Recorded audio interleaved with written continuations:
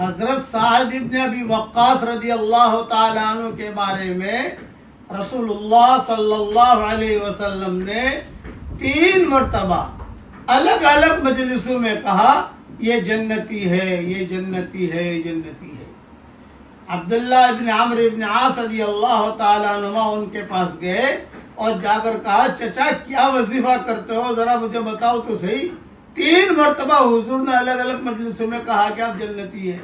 آپ نے کہا بھائی کوئی میرا وظیفہ نہیں ہے، لیکن میرا ایک عمل ہے کہ میرے دل کے اندر کسی مسلمان کے بارے میں کھوٹ نہیں رکھتا، حسد نہیں رکھتا، زبان سے کوئی برے کلمے نہیں نکالتا، دل میرا پاک صاف کر کے سوتا ہوں، پاک صاف کر کے رہتا ہوں۔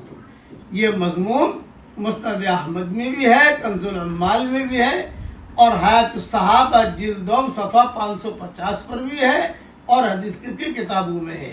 اس لیے ہمیں ہماری زبان بھی پاک رکھنی چاہیے، ہمارا دل بھی پاک رکھنا چاہیے۔ آج ہمارے دل میلے ہیں، اس کی وجہ سے ہماری دعائیں بھی قبول نہیں ہوتی۔ اللہ تعالی ہم سب کے دلوں کو پاک صاف کرے، کہو آمین۔